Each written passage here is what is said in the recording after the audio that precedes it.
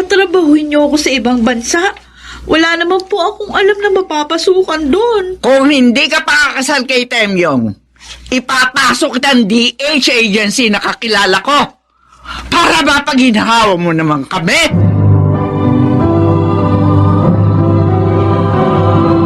Handog ng DZRH ang tula sa kanyang panahon.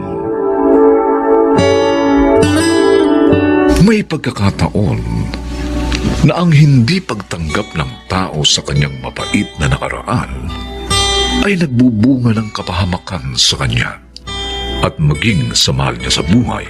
Mga kaibigan, ito ang naganap sa buhay ni Nilda sa ating tula sa kanyang panahon.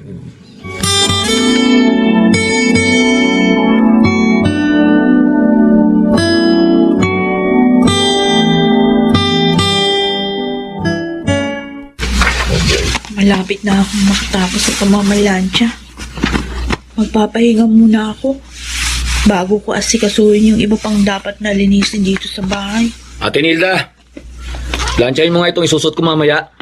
May lakad ako eh. Oh, hindi naman gusto dyan Baka nasag lang yan sa hangir kaya may konting gusot. Eh, ayaw ko nga ng may gusot. Kahit konti. Kaya plansyahin mo na. Arnold, kung kailan matatapos na ako, tsaka ka naman nagbibigay ng dagdag na trabaho. Nagre-reklamo ka ba? Sige, huwag mong gawin.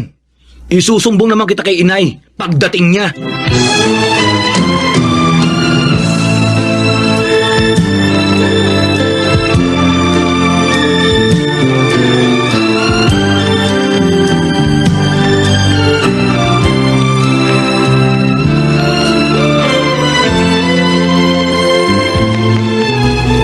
Ano?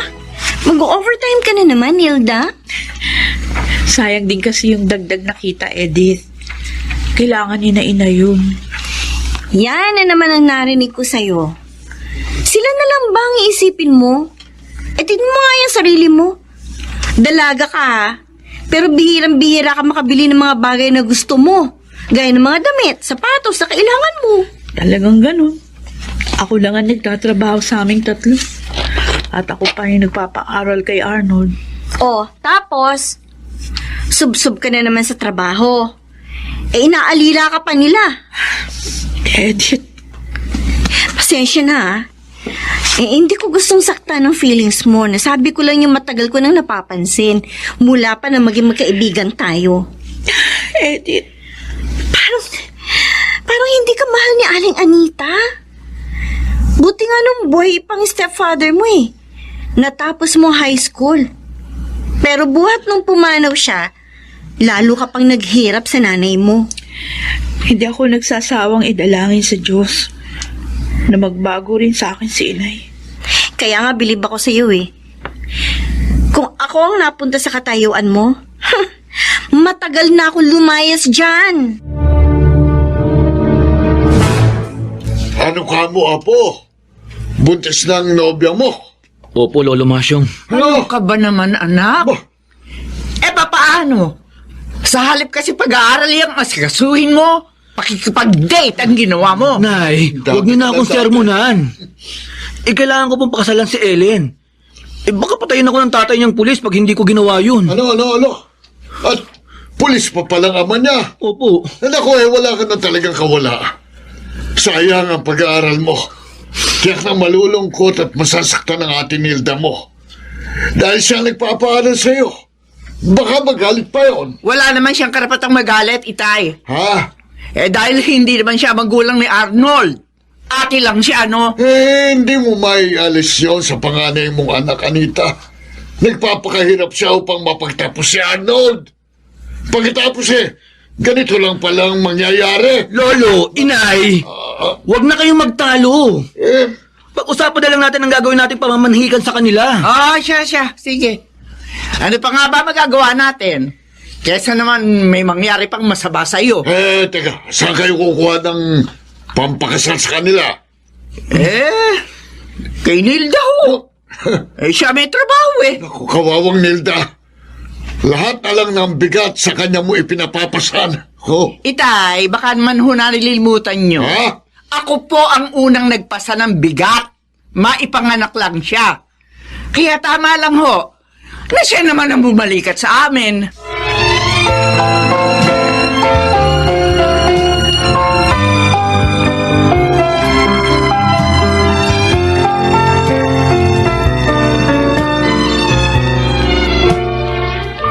Bakit, Nilda?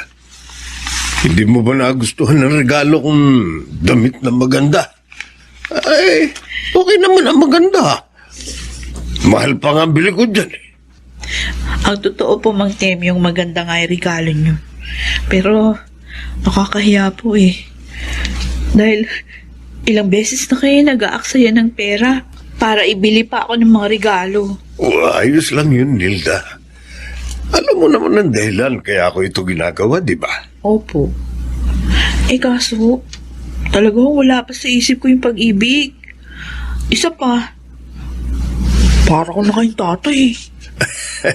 Sa pag-ibig, hindi mahalaga ang agwat ng edad. At saka, kahit medyo may edad na ako, uy, tingnan mo naman, guwapo pa rin naman ako.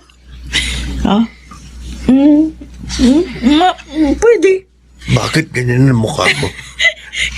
Alam niyo, kung nagmamahalan ng dalawang tao, kaso, hindi ko naman kayo mahal. Kaya ho sana, kalimutan niyo na lang ako. Ibaling niyo na lang sa iba yung damdamin niyo.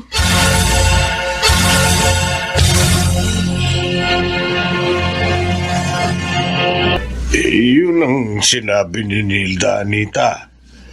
Kaya nga sobrang nalungkot ako. Naku, Temyong, baka naman nabigla lang siya. Hindi. Yun talaga ang damdamin niya. Pasensya ka na sana ko, ha? Minsan kasi may pagkatanga yun eh. Grasya na lumalapit, pinalalagpas pa. Kaya ko siyang pagpasensyahan dahil mahal ko ang anak mo. Kaya nga sa'yo ako lumapit eh. Tama. Tama yung ginawa mo. Dahil ako ang talagang makatutulong sa'yo. Ako salamat, Anita. At kapag nagawa mo naman yan, lahat ng gusto mo, ibibigay ko.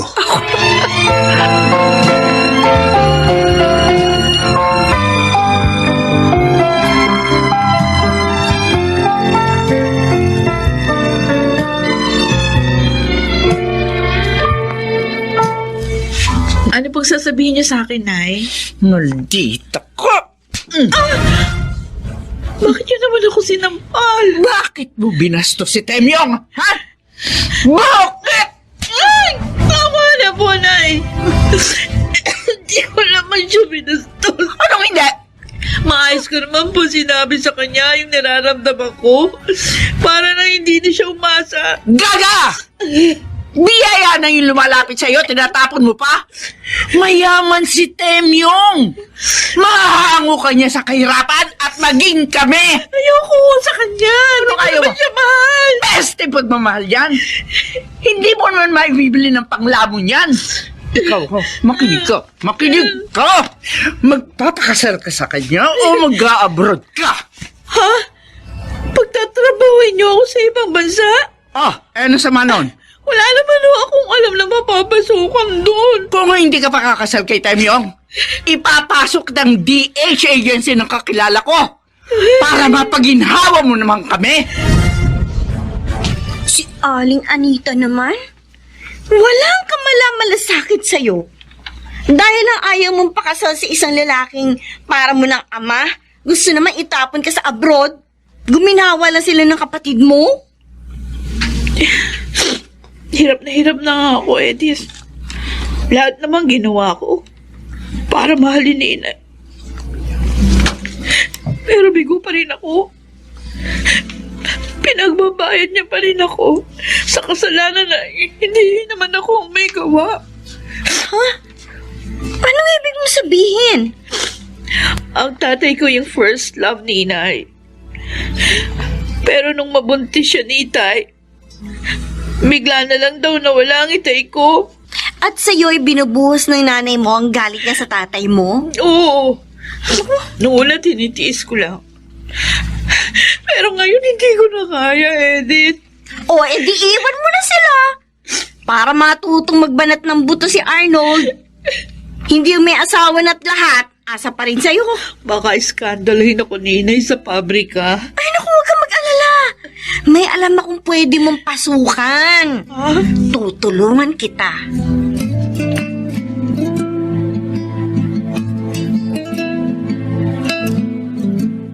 Nako. 2 linggo nang lumayas ang panganay mo. Hindi mo man lang hinahanap, Anita. Bakit ko siya hanapin? Kusa siyang umalis, pues, kusa rin siyang babalik. Wala ka ba talagang pagmamahal sa anak mo? Ikaw naman ang may kasalanan, kaya niya kayo iniwan. Ang sabihin niyo, wala ho siyang kwentang anak. Ano? Hindi na niya iniisip ang kanyang obligasyon sa amin. Inay, tingin ko po tama si Lolo eh. Ha? Kung hindi nyo pinilit si ate sa gusto nyong mangyari, hindi siya aalis. Hindi tayo mahihirapan ng ganito. At saka wala siyang obligasyon sa inyo. Dahil hindi naman kayo inutil. Malakas pa kayo. At kaya niyo pang magtrabaho. Pwede ho ba huwag niyo nang kampihan ng babaeng yun? Naku, makikita niyo. Pagkatapos ko siyang isumpa, nakaluhod siyang babalik sa bahay na ito. Hoy, Anita, itigil mo yan, ha? Baka ikaw ang makarma sa gagawin mo.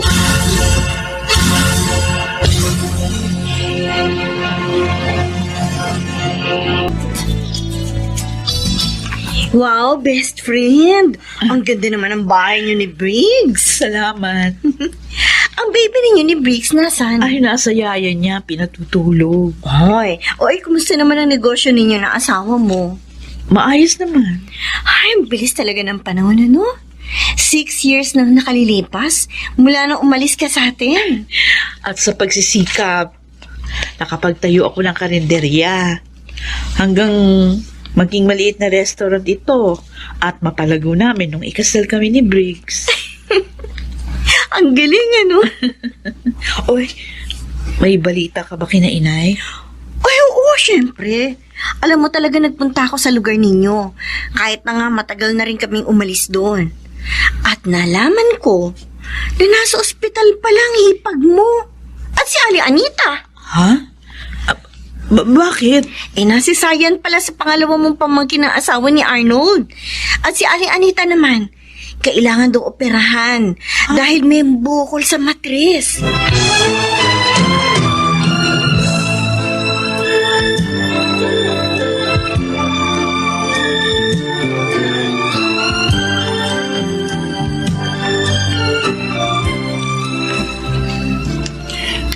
Makakauwi na ako, anak.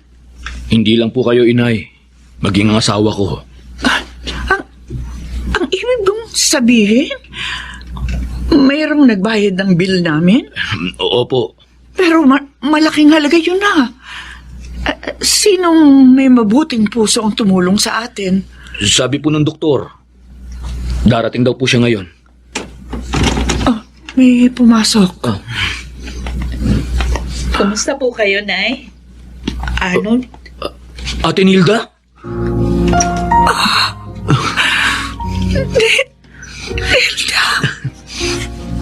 Ako nga po, Nay.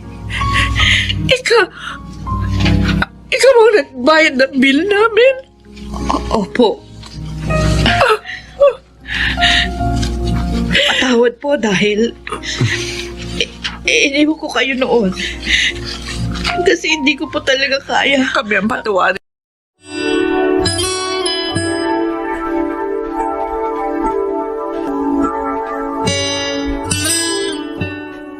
Hindi hahayaan ng Diyos sa pagdurusa ang may malinis na puso. Wawakasan niya ang kalumbayan nito. Sa kanyang mga nagsiganap, Rosana Villegas, Susan Robles, Alan Ortega, Chiquit del Carmen Amor, Lionel Benjamin, at Phil Cruz. Special sound effects, Jerry Mutia. Technical supervision, Eric Lucero at Bong Muyar. Musical scoring, Buboy Sanong. Ang kasaysayang ito ay mula sa panulat ni Telma Corporal Alcantara at sa pinagsamang direksyon ng inyong lingkod June Martin Legaspi at Bobby Cruz. Sa kanyang panahon.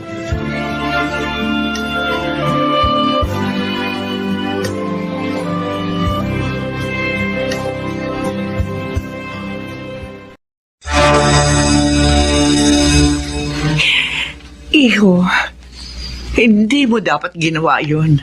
Lalo na kay Bien. Sumusobra ka na, Argel. Parang hindi ka na abogado kung umasta. Dahil lang sa Vian na yun, pinagagalitan niyo ako ng ganito. Hindi naman natin siya kaano-ano ah.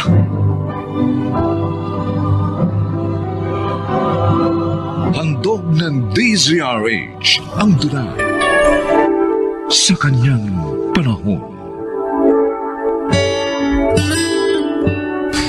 Isa sa dahilan kaya nawawasak ang pamilya ay ang pagkaligaw ng landas ng ama ng sambahayan. Mga kaibigan, pakinggan po natin ang naging karanasan ni Argel sa ating dulang sa kanyang panahon.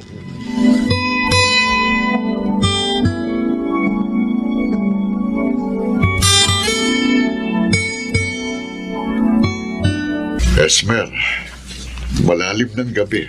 Matulog na tayo. Hindi pa ako dalawin ng antok, Alfon. Ano bang gumugulo sa isip mo? Ang sinabi ko ba kanina tungkol kay Ben? Yun na nga. Bakit? Ayaw mo bang bigyan ko siya ng pagkakataon? Hindi naman sa ganun. Nag-aalala lang ako sa posibleng mangyari. Tungkol ba sa lihim natin? Oo. Matagal na nating napag-usapan ng tungkol doon. At kilala mo ko. Ayokong ipinagkakait ang karapatan ng aking kapwa. Naunawaan kita, Alfon.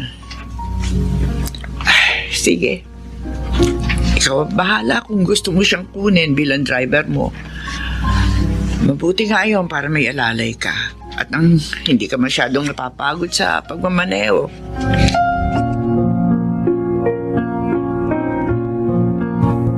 Daddy, okay lang naman na kumuha kayo ng driver alalay. Pero sana naman, wag yung bilanggo. Correction, son. Dating bilanggo. Dahil malaya na siya ngayon. Okay, dating bilanggo. Daddy, mahirap magtiwala sa ganong tao. Baka may gawing masama yun, mapahamak pa kayo. Baging kami ni Mami. Hindi tunay na kriminal si Bien. Napabarkada lang siya nung araw. Napagbintangan. Kaya nakulong. Kaya gusto ko siyang bigyan ng pagkakataon. Pero Dad, ano na lang ang sasabihin ng mga tao? Mga abogado tayo, and then, ang driver nyo dating bilanggo? Argel, hindi mahalaga sa akin ang sasabihin ng tao. Ang mahalaga sa akin ang kalooban ng Diyos. At ibig niyang tumulong tayo sa ating kapwa. At ito ang aking gagawin.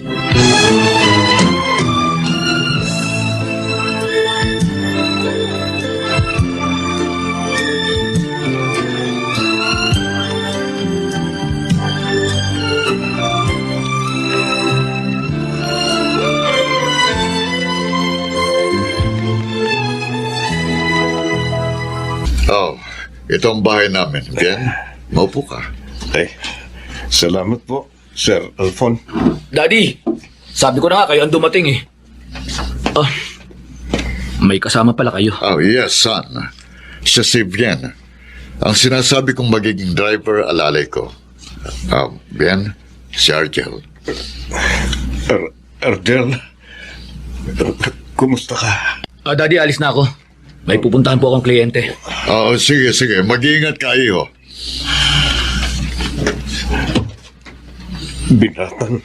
Binatan na siya, Sir Alfon. You know what, Attorney Argel Veloso? You are acting like a child. Yun bang nagmamaktol dahil hindi na pagbigyan ng kanyang request? Russell naman oh. Concern lang ako sa daddy ko, kaya ako nagkakaganito. Pero naniniwala ako na alam naman ni Tito Alfon ang ginagawa niya. Siguro, may nakita siyang maganda doon sa dating bilanggo. Kaya niya tinutulungan. Na para sa akin naman, walang masama. Ay, nako. Mukhang wala yata talaga ako magiging kakampi sa isyong ito, ha. Pati ikaw na kaibigan ko. Kampi rin sa kanila. Bakit ba naman kasi? Bakit ang bigat ng loob mo sa driver alalay ng daddy mo? Dahil kung umasta siya, akala mo kamag-anak namin. Noon ngang unang magkita kami, parang gusto pang maiyak at parang gusto pa akong yakapin. Really? Bakit kaya ganun ang reaction niya?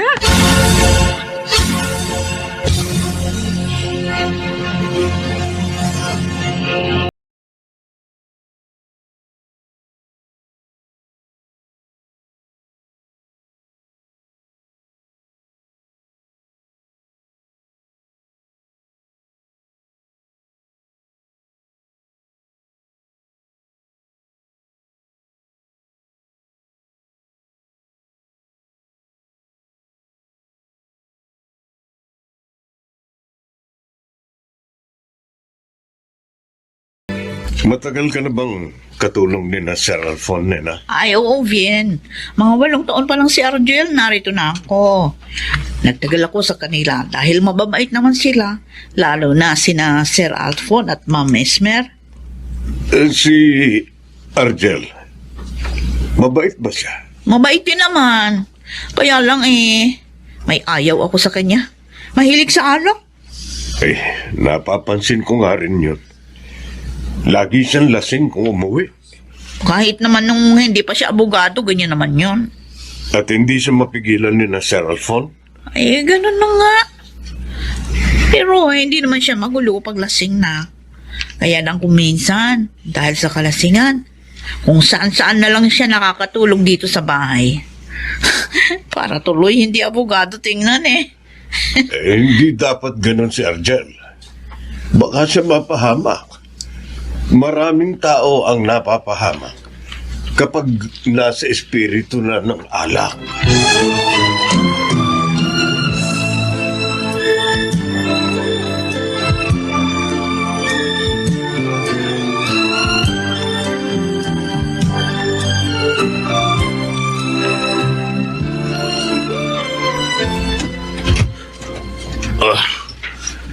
Bakit gising pa kayo?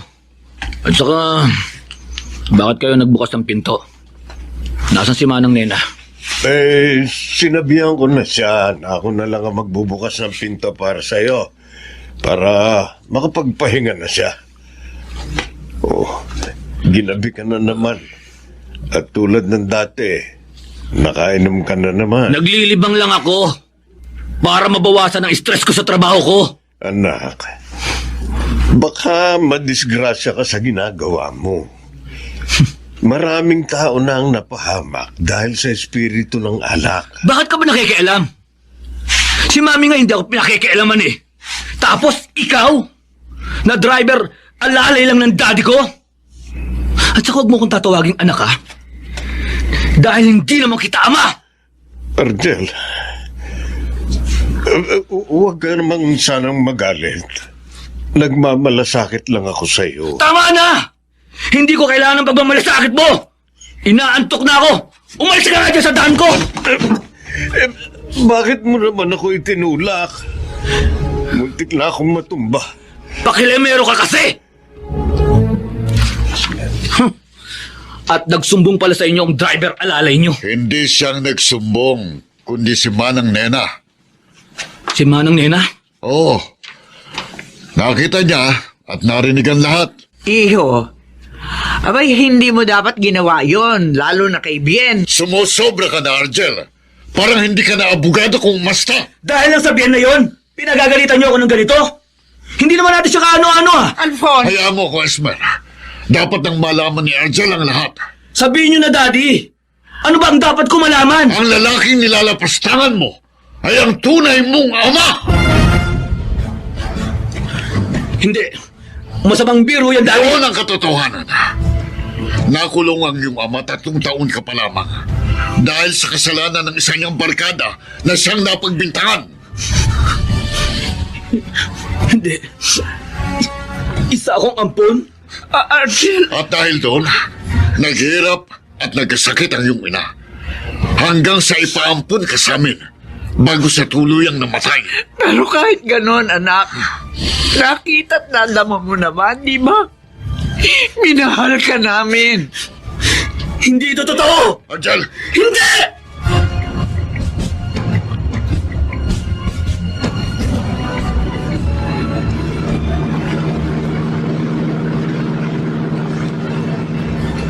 Hindi na ako babalik sa bahay na yun hanggang naroon ang biyan na yun. Kahit kailan, hindi ko matatanggap na ama ko ang biyan na yun. Ang kriminal na yun. Tapos, sina mami at daddy, niloko nila ako. Sinungaling silang lahat! Sinungaling! Mababangga ako! Mababangga ako!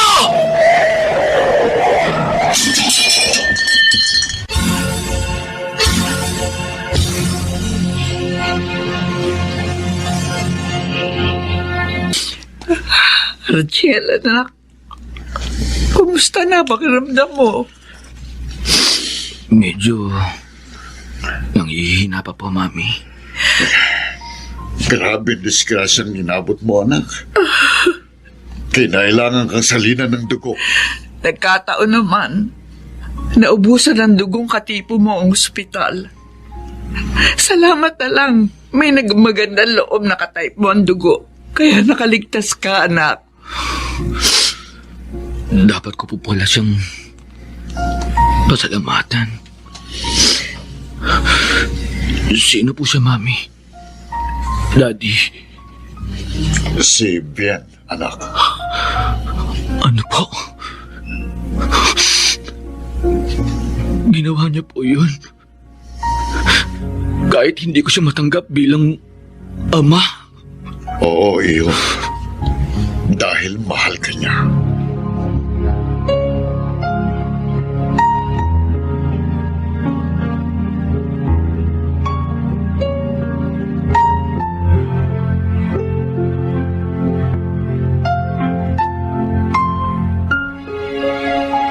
Oh, Bien. Saan ka pupunta? Bakit dala mo mga gamit mo?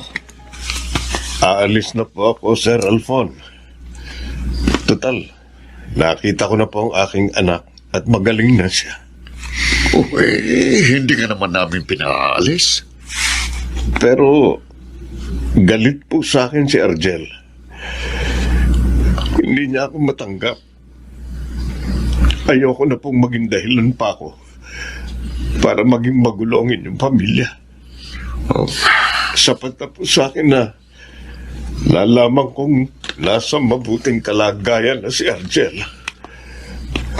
Kung talagang mahal niyo po ako, Bien. hindi niyo po ako iiwan. Tatay Bien. Argel, tinawag mo akong tatay. Opo, tatay.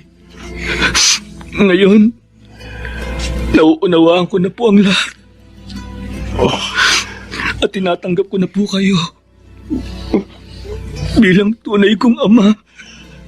Argel, Patawarin po niyo ako sa mga paghamak na ginawa ko sa inyo. At sana po, itay, magsimula po tayong muli. oo, anak ko. At babawiin natin ang mga panahong nagkalayo sa'yo.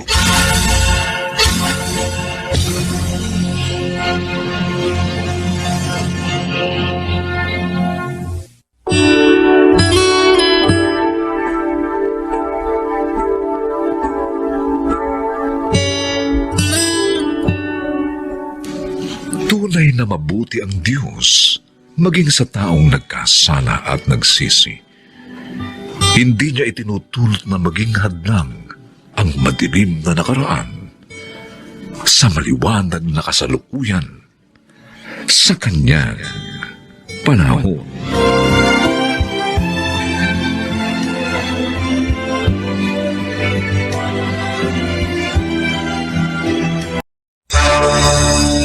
masama pa rin ang pinasok mong trabaho. Bilib pa naman kami sa'yo. Yung pala masama kang babae. Masama!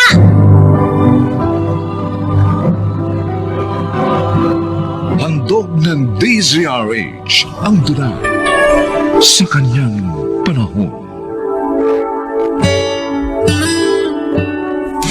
May mga taong dahil sa pagmamahal sa pamilya ay nagagawang isakripisyo ang kanilang sarili.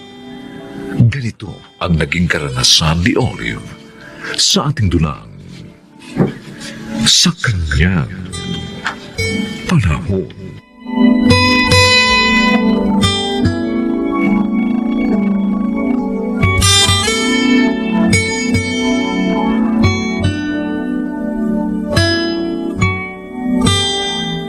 Oh, kumusta na si Mang Nato, Olive?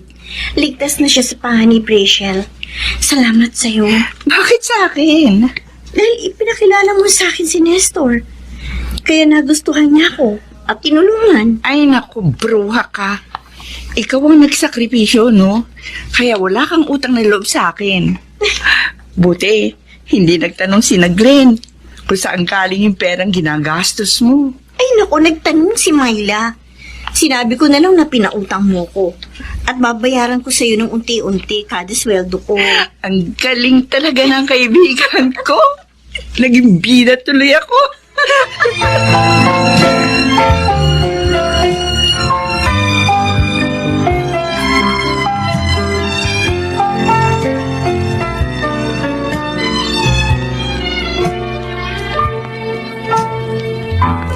Ay, kain na tayo, Tay. Masarap tong mga dalang ulam ni Ate Olive. Oo nga, Itay. Sigurado marami tayong makakain.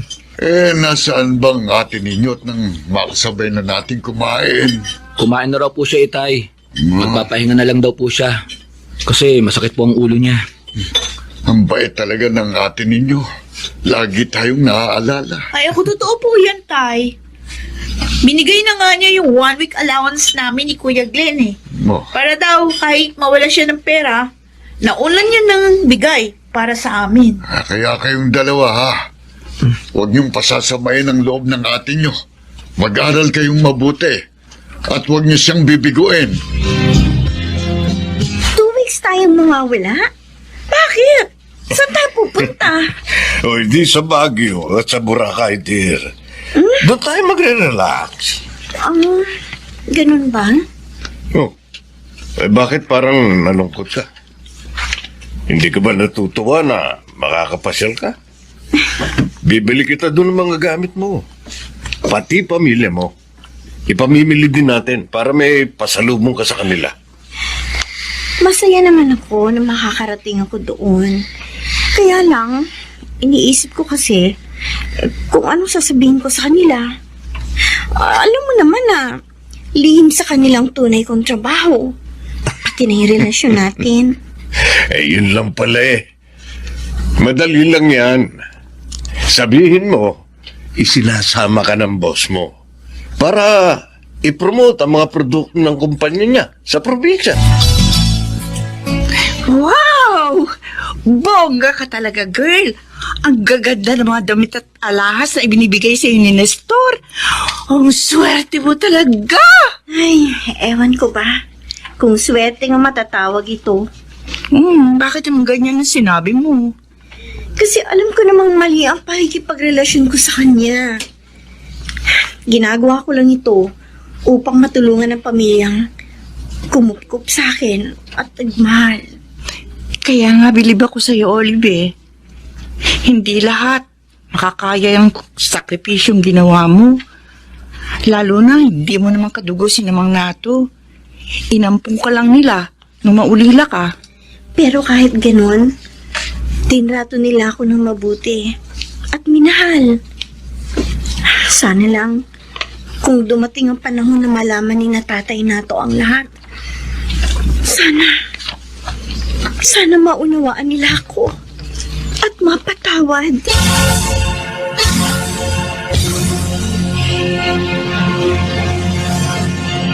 Siguro naman, Myla, hindi mo na ako kukulitin.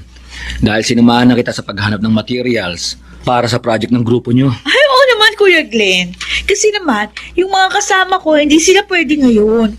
Eh ako yung naka-assign na bumili ng mga gagamitin namin. Kaya nga, kinulit kita na samahan ako. Nakakatamad kaya maghanap mag-isa. Dapat tinutularan mo ang sipag ni Ate Olive. Kahit nahihirapan, trabaho pa rin ang trabaho para sa ating lahat. Oo nga, Kuya. Kaya nga, nag-aaral ako ng gusto. Para naman may konsuelo si ate. Tama, para matuwa siya. Alam mo, Myla, naisip ko buti na lang kinupkup ni na itay at inay si Ate Olive nung namatay ang mga magulang niya. Nagkaroon tayo ng mabait at mapagmahal na ate. Ay! Oh. Sandali, Kuya. Ha? Tingnan mo yun, oh. Yung akbay ng matandang lalaki. Di ba si ate yun? Oo nga, no. Bakit ang sweet nila nung matandang yun? Tsaka, saan sila pupunta? Sundan kaya natin. Para masagot yung mga tanong natin.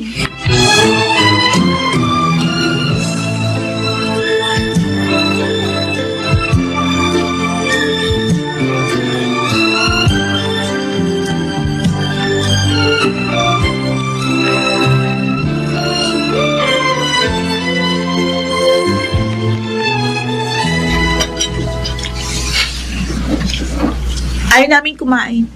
Oh, himala. Ayaw niyong kumain kahit paborito niyong ulam ang dala ko? Wala kaming gana. Glenn, Myla, may problema ba kayo? Kasi hindi naman kayo ganyan dati. Ikaw ang problema namin, ate. Ha? Nagsinungaling ka sa amin. Ano?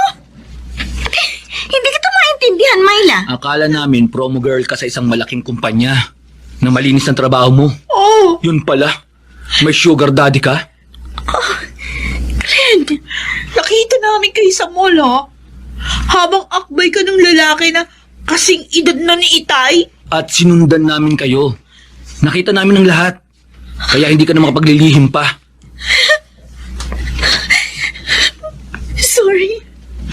Sorry, Glenn. Myla, paano mo siya nakilala? Sa bar? O ibinugaw ka ni Rachel? Siguro, inimpluwensyahan ka ng bar girl na yon. Hindi. Hindi totoo yan. Huwag kayong magalit sa kanya. Oo, tinulungan niya ako mapasok bilang escort girl. Pero ako ang nagdesisyon noon para maipagamot si Itay Nato. At gumaling siya. Masama pa rin ang pinasok mong trabaho. Bilib pa naman kami sa'yo? Yung pala, masama kang babae! Masama! Yun pala ang dahilan. Kaya ganyan na lang ang pag-iyak mo. Napakasakit, Nestor. Napakasakit ng mga sinabi nila sa akin. Uy, nabigla kasi sila. Pero pasasamba, maiintindihan ka rin nila. Pero ang gusto nila, umalis na ako doon. Ganun ba? O edi, umalis ka na muna doon. Ikukuha kita ng isang magandang apartment. Yung magiging komportable ka. Mabuti nga yun para makapagsama na tayo. Pero Nestor, may asawa ka. At kahit anong oras maaari siyang bumalik ng Pilipinas. Hindi niya malalaman ang relasyon natin. Kahit na ibahay pa kita. Ayoko. Lalo lang magagalit sa akin ang pamilya ko pag ginawa ko yun. O anong gagawin mo?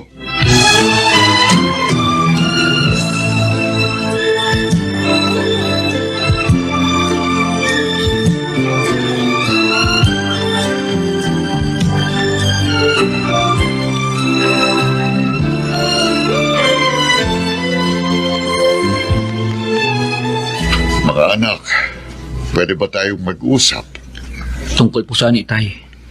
tungkol sa Ate Olive niyo? Galit kami sa kanya, Tay. Ang sama niya. Sinungaling siya. Pinapaniwala tayong malinis ang trabaho niya. Hindi naman pala. Gusto namin umalis na siya dito. Alam kong mali ang ginawa niya. Pero sana naman, huwag kayong maging ganyan kalupit sa kanya. Itay, kinakampihan niyo pa po siya. Hindi, Glenn. Kasasabi ko lang, mali ang ginawa niya. Ang gusto ko lang alalahanin niyo, na nagawa niya yon dahil sa pagmamahal sa atin. Para maipagamot ako sa aking prostate cancer at upang makapag-aral kayo. Tay? Kung hindi niya ginawang sakripisyong yon, palagay niyo kaya, buhay pa ako mga anak. Kasi naman itay... Ang dapat nating gawin, tulungan siya magbagong buhay. Ako, maaari naman ako magtrabaho. Magtitinda-tinda ako para kahit papano'y kumita ako. At kayong dalawa, mag-working student kayo. Ha? Gusto niyo magtrabaho kami? Oo, tayong lahat. Para hindi na kailangan pang gumawa ng masama ng atin ninyo. Maitaguyod lamang tayo.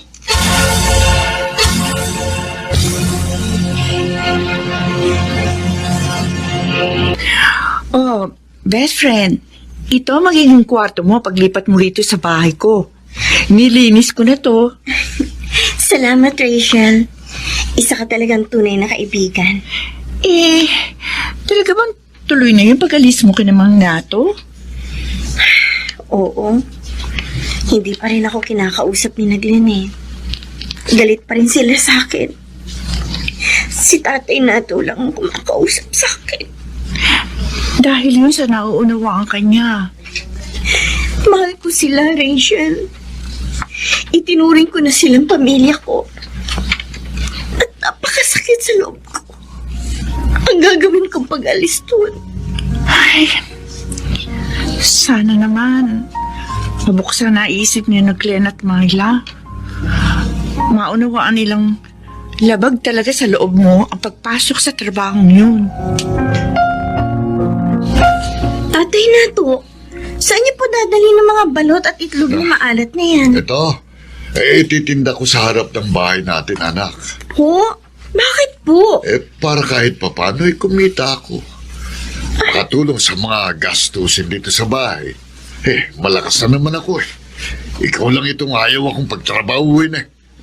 At ako naman ate, Oh, magtatrabaho na rin. Natanggap akong call center representative sa isang kumpanya na malapit lang sa school ko. pati ikaw? Magtatrabaho, Glenn? Oo ate, para hindi mo na problemahin ang pag-aaral ko. At na makatulong din ako sa mga gastusin dito. Ate, ako rin. May trabaho na. Natanggap akong encoder. Magtutulong-tulong kami, anak. Upang hindi mo na kailangang isakripis yung sarili mo. May taguyod lamang kami. Tatay Nato. Ate, sorry sa masasakit na sinabi namin sa iyo. Mabigla lang kami. Ngayon, nauunawaan ka na namin. Mahal na mahal ka namin Ate Olive.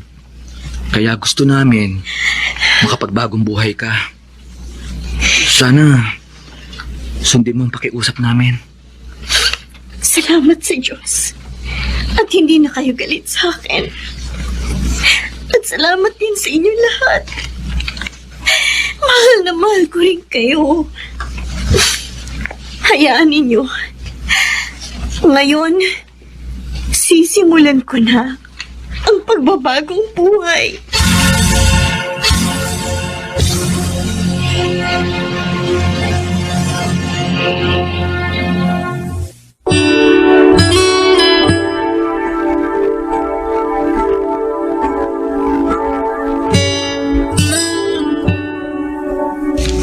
Huwag nating ipagkait ang ating pagmamahal sa taong nagsisisi at nagbabago. Pagkat kahit ang Panginoong Diyos, sila ay binibigyan ng pagkakataon, muling inaalalayan sa Kanyang. Hindi ako bakla, Romel. Ayoko lang masirang pamilya mo at mapahama ka. Kaya ko yung ginawa. Kaibigan lang kita. Kaya wala kang karapatang pakialaman ng buhay ko. Siguro, ikaw din ang dahilan ng paglayo ni Lilian, no?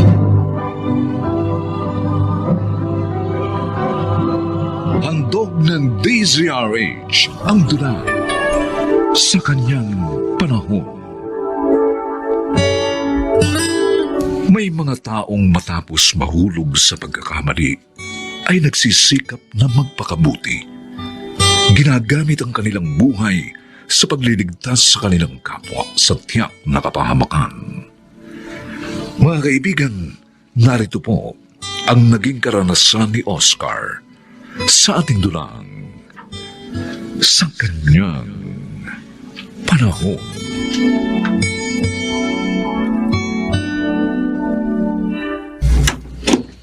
Ay, Sir Oscar, dumating kayo. May usapan tayo, di ba? Kaya nagpunta ako rito sa bahay, no? Ano, hindi mo ba ako patutuloyin? Tuloy po kayo. Teka, eto, yung pangako sa'yo. Sobre. At ang kapal. Sa lamang pera niyan, makapagpapatayo ka na ng maliit na business na maaari mo mapagkakitaan. Mabubuhay na kayo ng 2 mong kapatid. Salamat po, Sir Oscar. Ayaw ko naman po talaga sa trabaho yun. Napilitan lang po ako para mabuhay ko ang mga kapatid ko. Oo, pero ngayon, mabubuhay na kayo ng maayos kahit hindi mo ibenta ang sarili mo. Ito pa nga palang isang gusto kong ibigay sa'yo. Ano po ito, Sir Oscar? Educational plan yan para sa mga kapatid mo para makapag-aral sila hanggang kolehiyo. Totoo po? Oo, sabi. Basta, magbagong buhay ka na, ha? At layuan mo ng kaibigan ko. Napakabuti po ninyo, sir. Ngayon lang po ako nakatagpo ng katulad ninyo. At pangako po, tutupad ako sa usapan natin. At higit sa lahat, magbabagong buhay na po ako. Maraming salamat po. Oh, anong himala? At maaga kang uuwi ngayon, Romel. Wala na akong pupuntahan eh. Wala na si Lily sa inuupahan niyang apartment. Umalis? Hiwalay na kayo? Umalis nang walang paalam. Hindi naman kami nag-aaway. Kaya nga nagtataka ako kung bakit niya ginawa yun. Wala bang bilin sa'yo? Wala, Oscar. Ang sabi lang sa kapitbahay nila, magbabagong buhay na raw siya. Sana raw gawin ko na rin yun. Akalain mo yun? Pinagsabihan ako ng ganun? Mabuti, tumupad si Lily sa usapan namin. Bahala nga siya sa buhay niya. Sino bang tinakot niya? Marami yata akong pwedeng ipalit sa kanya. Romel, bakit nga kasi hindi mo pa itigil ang pambababae mo? Para naman maging masaya na si Glenda. Oscar, masaya si Glenda. Dahil kahit may mga babae ko, hindi ko naman siya iniiwan. Tumitikim lang naman ako ng ibang putahe. Ang sarap ng ulam natin. Busog na busog ako. Ang dami mo ngang nakain eh. Pati ang mga anak natin, ginanahan din kumain dahil kasabay ka namin. Matagal na nga palang hindi ako naghahaponan dito. Kaya sobra kong namiss ang luto mo. Masaya ako sa sinabi mo, Romel.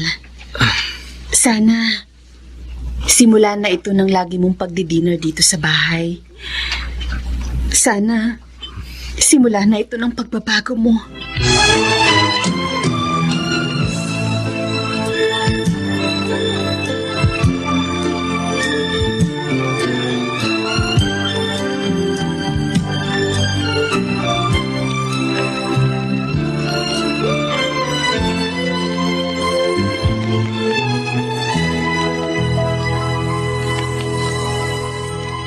Sige na, Oscar. Sumama ka na. Nang malibang ka naman. Hindi yung lagi ka na lang narito sa malaki mong bahay. Pumapasok din naman ako sa office natin, ha? Kaya nalilibang pa rin ako. Pero pare, iba ang sayang maibibigay sa'yo ng mga magagandang babae sa pupuntahan nating bar. Sumama ka na. Hindi naman malalaman ng asawa mo dahil nasa ibang bansa sila. Pasensya ka na, pare, pero sawa na talaga ako dyan, eh. Ang gusto ko ngayon, gamitin ang buhay ko sa mga makabuluhang gawain. Ang labo mo naman. Mula nang magbalik bayan ka dito at kunin mo akong assistant sa office mo, madalas ko nang naririnig sa'yo yan. Hindi ko naman malaman kung bakit nagbabanal-banalan ka. Pare, tao sa pusong sinabi ko. O siya, sige. Kung ayaw mo, bahala ka. Basta ako, tuloy pa rin ang ligaya ko. Pwede bang iwan mo ng bisyong yan? Huwag mo nang hintayin mapahama ka pa bago magbago.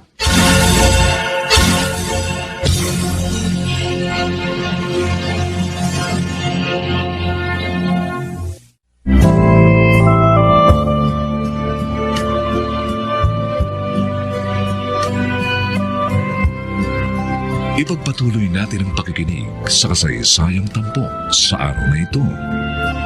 Sa kanyang panahon.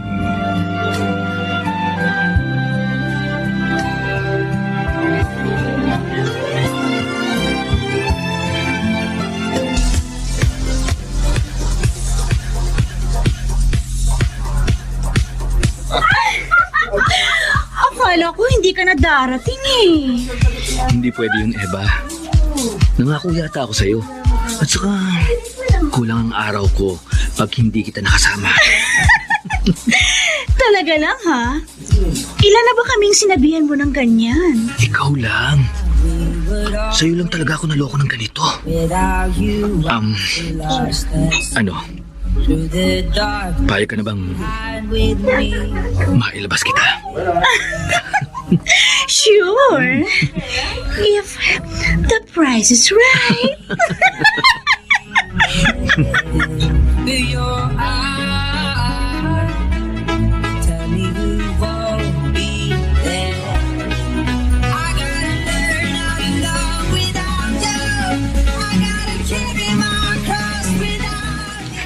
Oh, saan ka ba galing, Glenda?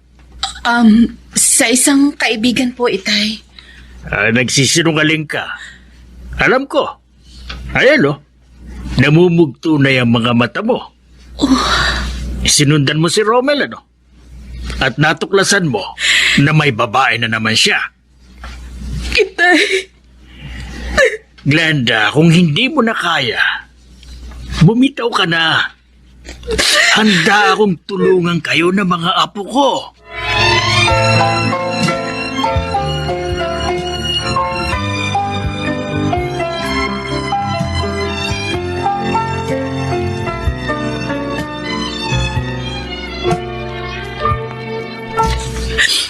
Mas madalas na siyang hindi umuwi ng bahay namin ngayon, Oscar. Nasasaktan ako. Dahil alam ko, sa mga gabing hindi namin siya kasama ng mga anak namin, ay ang Eva na yun ang kapiling niya. Alam na rin pala niyan tungkol sa bagong babae ni Romel.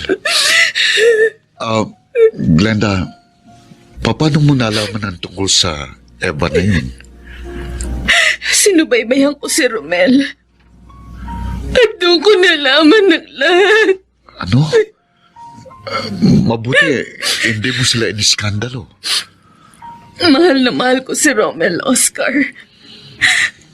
At natatakot ako na kapag ginawa ko yun, baka lalo lang siyang mawala sa akin. Sa amin ng mga anak namin. Kung sa bagay may katwiran ka. Oscar, kinausap kita para sana magpatulong. Alam kong hindi ka lang boss ng asawa ko. Parang kapatid ka na ni Romel eh. Oscar, please. Payuhan mo naman siya, oh. Baka sakaling makinig sa'yo. Alam mo, sayang ka. Gwapo ka pa naman. Pero bading ka pala. Hindi ako bakla. Talaga? Eh, bakit mo ko inaalok ng malaking halaga? Para lang layuan ko si Romel. Teka, baka naman may gusto ka sa akin. Well, hindi ako mahirap kausap. Lalo na kapag gwapo at mayamang katulad mo. Nagkakamali ka. Wala akong gusto sa'yo. Eh kung ganon, bakla ka nga. Sabing hindi ako bakla. Ang totoo, dati rin akong babaero. Pero nagbago na ako ngayon. At ginagawa ko ito dahil para ko na siyang kapatid. Ayoko masira ang pamilya niya at mapahamak siya. Yun lang? Look, Eva. Napahamak na ako. Kaya ang gusto ko ngayon, iligtas ang kapwa ko. Sa pagkahulog, sa kapahamakang kinahulugan ko. Now, tell me, magkano gusto mo? Sabihin mo at ibibigay ko. Basta't lumayo ka na kay Romel. At kung maaari, magbagong buhay ka na rin. habang hindi pa huling lahat para sa'yo.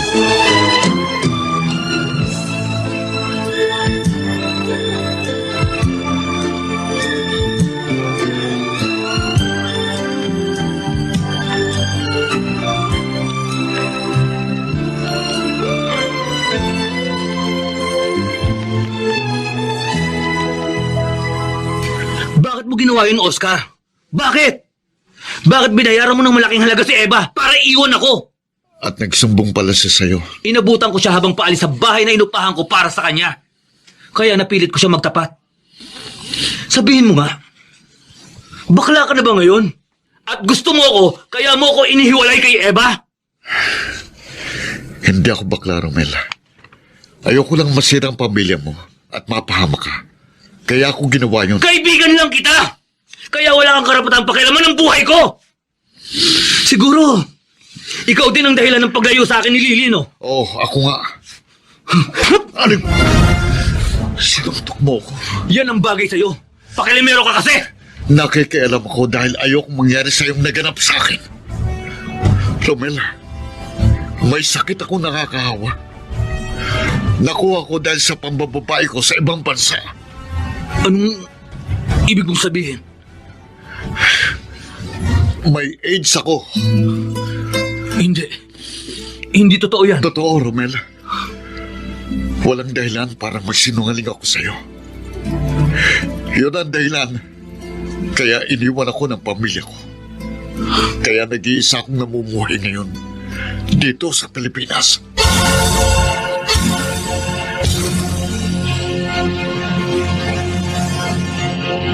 Ilang linggo na nakalilipas nang uli kami mag-usap ni Romel at malaman yung tunay kong kalagayan. Nung araw din yun, bigla siyang umalis. Hindi ko alam kung galit pa rin siya sa akin. Pero sana naunawaan niya ako. Sana naunawaan niya kung bakit ganun na lang ang pagsisikap ko na mailayo siya sa tukso. O Diyos ko, sana po sa pamamagitan ng ginawa ko, nakatulong ako sa aking kaibigan. Sana kahit papano makapaglinis po ako sa aking karamihan. At sana mapatawad mo po ako.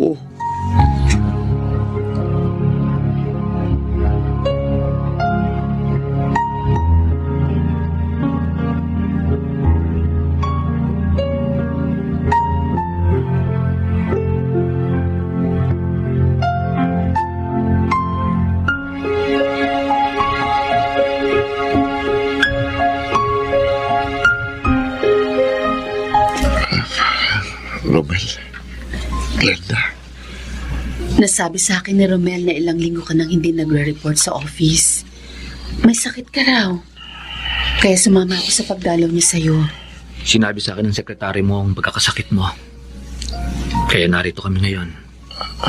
Salamat sa inyo. Kami ang dapat magpasalamat sa'yo, Oscar.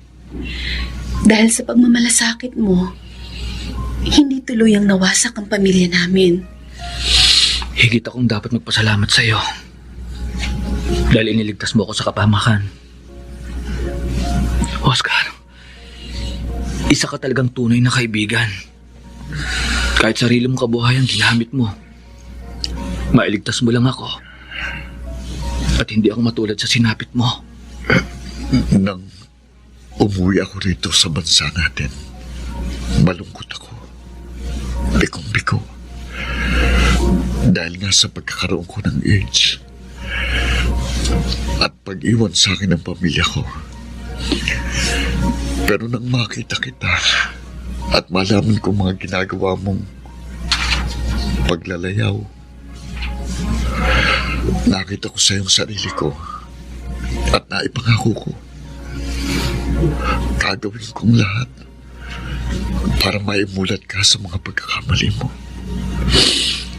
At masaya ako dahil natupad ko yon sa kabila ng kalagayan ko ngayon. Salamat uli, Oscar. Pangako, hindi ka namin pababayaan. Sasamahan ka namin hanggang sa dulo. Sandali lang. Hindi pa naman ako mamamatay. Mas magiging masaya ako kung sasamahan niyo ako sa pagtulong na gagawin ko sa ating kapwa-tao para makapagdulot ng kaluguran sa Diyos.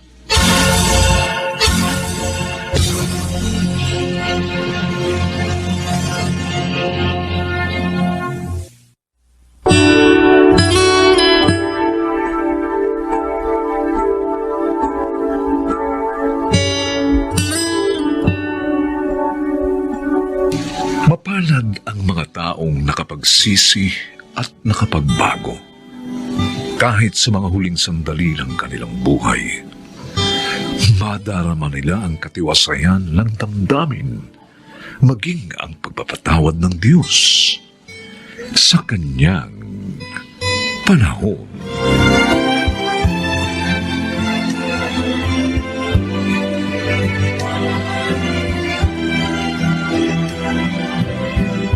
Mga nagsiganap: Phil Cruz, Alan Ortega, Maynard Landicho Jr., Jenaline de la Cruz, Chiquit del Carmen Amor, at Babes Angeles.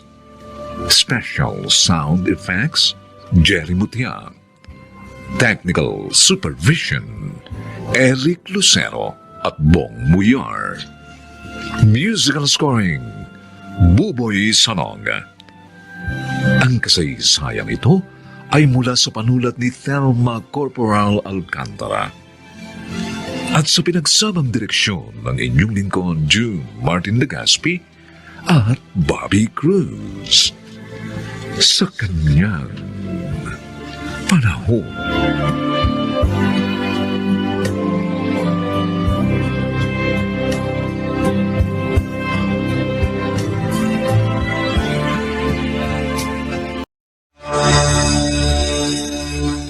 Kaibigan kong lola nyo.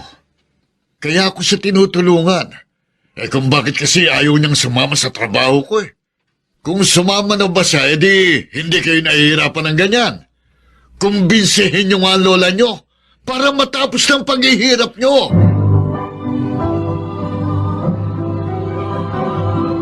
Handog ng DZRH ang dula sa kanyang panahon. May mga pagkakataong nagiging responsibilidad rin ng isang magulang maging ang kanyang mga apo, lalo na kung ulila na ang mga iyon.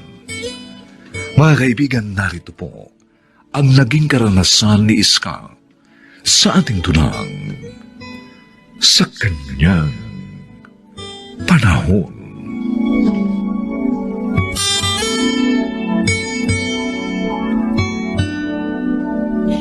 Ito ang bahay namin ng nanay nyo. Ellen, Tina. Mula ngayon, dito na kayo titira. Opo, Lola Iska. Oh, Tina, apo. Bakit ka umiiyak? Naalala ko lang po si Inay at Itay, Lola Iska. Sabi po nila, magbabakasyon po kaming lahat dito. Dahil nga po matagal na nila kayong hindi nadatalaw. Yung pala, kami na lang ang pupunta rito. Kasi nga patay na sila. Kasalanan ng kaskaserong driver na sinakyan nila yun eh. Kaya tayo maagang naulila sa mga magulang natin, Tina. O, siya. Huwag na kayong umiyak, mga apo. Pangako ko sa inyo, kahit wala na sila, mabubusog pa rin kayo sa pagmamahal. Dahil ibubuhos ko sa inyo ang buong pagmamahal ko. Ay, salamat dito sa masarap na ulam na bigay mo, Ingo. Tiyak na magugustuhan ito ng mga apo ko. Walang anuman yan, Iska. Kung bakit naman kasi kung kailan ka tumanda, saka pa naiwan sa iyong mabigat na responsibilidad sa mga apo mo. Oy, may iba nga pala ako. Hmm. Mahigit 1 linggo ka nang hindi nagtitinda ng isda. May bago ka na bang pinagkakakitaan? Oo. At Oh. malaki ang kita ko doon. Kaya ito, nakakapag-ulam na kami ng masarap at nabibigyan pa kita. Oy, ang swerte mo naman. At hindi magtatagal, ha? Unti-unti na rin akong aasenso dahil makakaipon ako. Ano ba yung pinagkakakitaan mo ngayon? Teka, mabuti pa. Sumama ka na lang sa akin para malaman mo. Ha? Kapag sumama ka sa trabaho ko, mabubuhay na kayo ng maayos ng mga apo mo.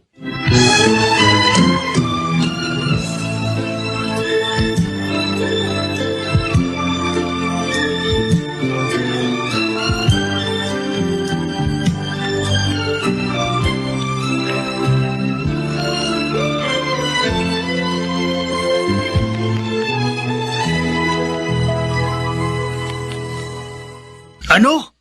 Bakit mo sinabi? Baka kumanta ng Dorime yun, Ingo. Hindi, Boss Magno. Mapagkakatiwalaan yung si Iska.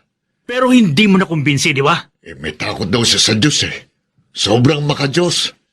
Pero naniniwala ako na maisasama ko rin siya rito.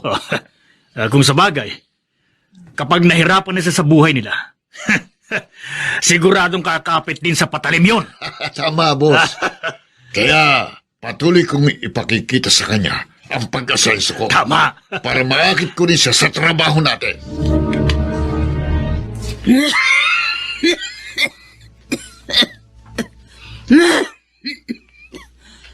Sama ng pakiramdam ko. Hindi ko yata kayang magtinda ngayon. Pero kailangan namin ng panggastos sa mga apo ko. Lola? Inuubo po kayo Masama po bang pakiramdam nyo? Oo nga, Elena po. Siguro dahil madalas akong maulanan itong nakaraang araw. Lalo na kahapon. Kaya heto, siningil na ako ng katawan ko. Kung papayag po kayo, Lola, kami na lang po ni Tinang magtitinda ng mga niluto natin kakanin. Baka mahirapan lang kayo. Hindi po. Kaya po namin yun. Pati nga po magluto ng mga kakanin, kaya na rin po namin Kasi nga po, bukod sa naturuan kami ni Inay, tinuruan nyo rin po kami. Magpahinga na lang kayo dito, Lola, para mabilis po kayong gumaling. Maswerte talaga ako sa inyo, mga apo. Ang babait ninyo. Maunawain at mapagmahal pa.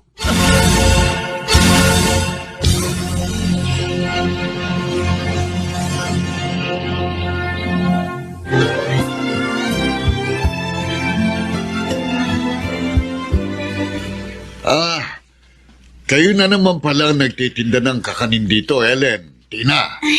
Opo, Mang Ingo. May sakit po kasi si Lola hanggang ngayon yun lang ang tatanong ko dapat magpa-doktor na siya. Ayaw po ni Lola Wala po kasi kaming pera. Pagkakataon ko na ito, gagamitin ko mga bata para kumbinsihin nila si Iska. Teka, sinong nagluto ng mga ito? Kami na nga rin po ni ate yung nagluto ng mga ito Kaya nyo nang magluto? Kayang-kaya po. Naturuan din po kasi kami ng nanay namin noon, bukod po kay Lola. Bibili po ba kayo? Bili na po kayo? Para madagdagan naman po ang kinita namin, benta namin. Sige, bibilhin ko ng lahat yan, yung tindan yung biko. Salamat po. Teka, medyo makapal itong wallet ko Alin ba dito? Ito ang bayad ko. At sa inyo na rin ang sukle. Ay! Salamat po, Mang Ingo. 500 pesos din po ito. Baliwala lang sa akin yan. Sa inyo na ang 2 sukle niyan. Para may pera naman kayo. At ito naman, itong nasa plastic bag na ito, ibigay niyo sa lola niyo. Ano pong laman nito. Ano pa, edi masasarap na dilata. Imported yan. Meron ding mamahaling noodles. Nang makahigop naman ng masarap na sabaw ang lola nyo. Ha? Ang bait niyo po, Lolo. Salamat po uli. Kaibigan kong lola nyo. Kaya ako sa tinutulungan. Kung bakit kasi ayaw niyang sumama sa trabaho ko. Kung sumasama na ba siya, di hindi na kayo nahihirapan ng ganyan. Kumbinsihin niyo nga lola nyo para matapos ng paghihirap nyo.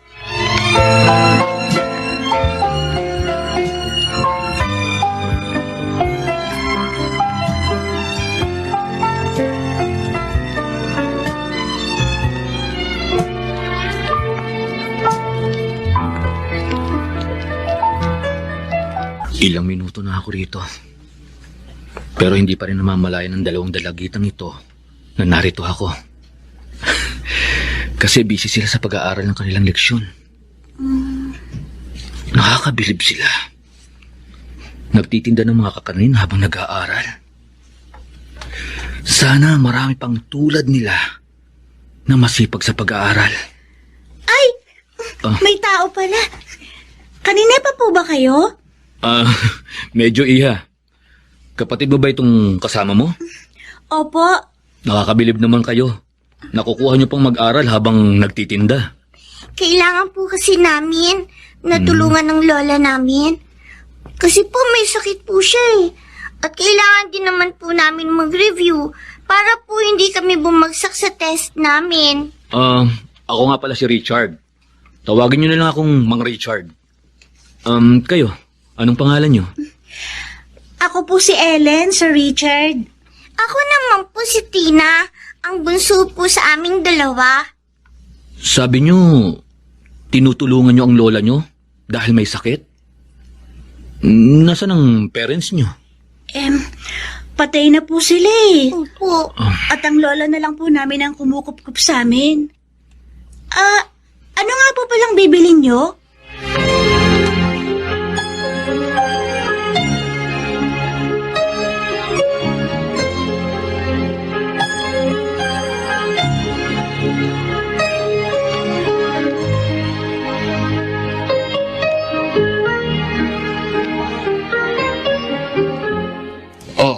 Ayan na mo.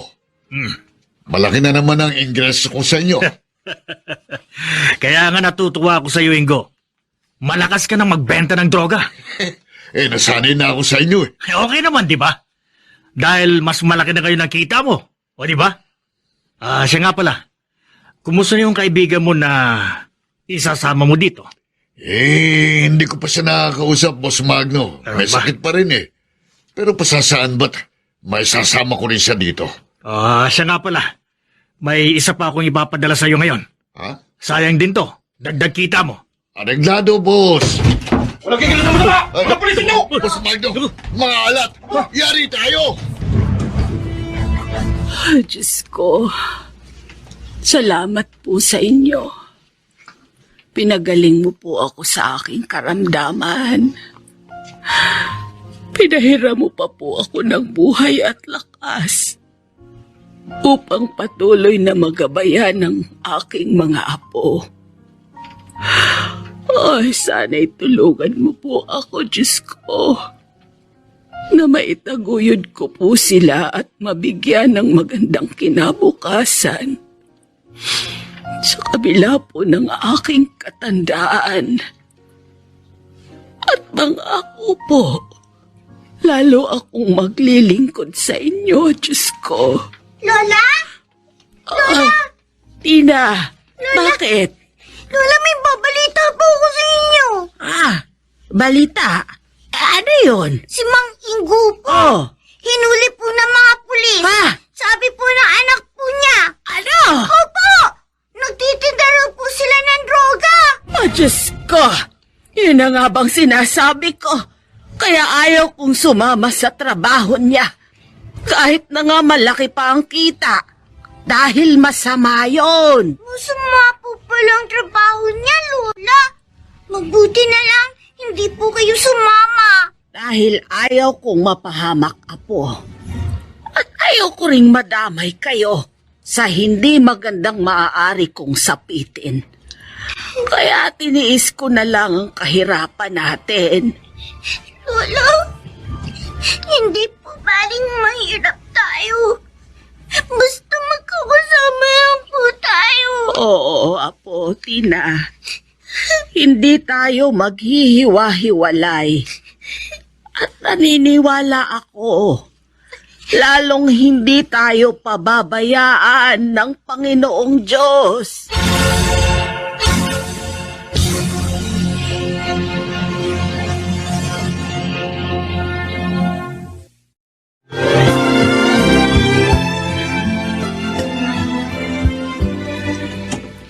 Ay, ito po ang bahay namin, sir. Tuloy po kayo. Salamat po, Aling Iska. Ellen! Tina! Halika kayo dito mga apo, may bisita tayo. Lola? Ah. Sino pong bisita? Ay, Sir Richard! Ay, magandang hapon po, Sir Richard. Magandang hapon din sa inyo. Napasyal po kayo, sir. Alam nyo kasi, nung una ko kayong nakita, kinunan ko kayo ng picture habang nagtitinda kayo ng kakanin at nag-aaral ng leksyon. Bakit po? Bumilib kasi ako sa inyo. At nang malaman ko na ulila na kayo sa mga magulang, naisip kong ilapit kayo sa foundation na pinagtatrabahuhan ko. At yun ang magandang balita ko sa inyong lahat. Ay, ano pong ibig niyong sabihin, sir? Naipasya po ng foundation na tulungan sina Ellen at Tina sa pag-aaral hanggang sa makatapos po sila. Totoo po, sir? Oo, Ellen. Kaya hindi na magiging problema ni Aling Iska ang inyong pag-aaral. Ate, sigurado na tayo makakatapos ng pag-aaral. Oo. At kayo naman po, Lola Iska. Bibigyan po kayo ng foundation ng puhunan para sa isang negosyo. Diyos ko, salamat po. Maraming salamat po.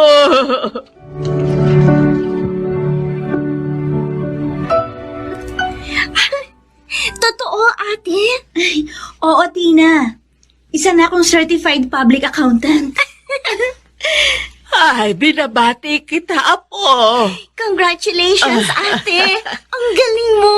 Jack, na lalong magiging proud sa'yo sina Sir Richard. Dahil hindi mo sila binigo. Talagang nagsikap po ako, Lola, para wag silang mabigo. At ganon din po kayo. Inspirasyon ko po kayo, Lola. Dahil sa matyagang pagsubaybay at pagmamahal niyo po sa amin ni Tina. Ay talagang hiniling ko sa Diyos na tulungan niya akong magabayan kayo kahit matanda na ako. At nagpapasalamat ako ng labis sa Kanya dahil nakaya kong harapin ang responsibilidad na iniatang niya sa akin.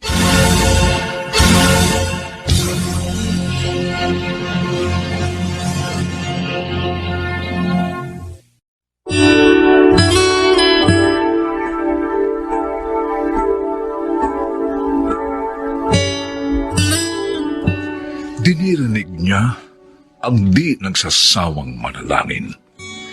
Ipinalalasap ang tamis ng tagumpay sa kanyang panahon.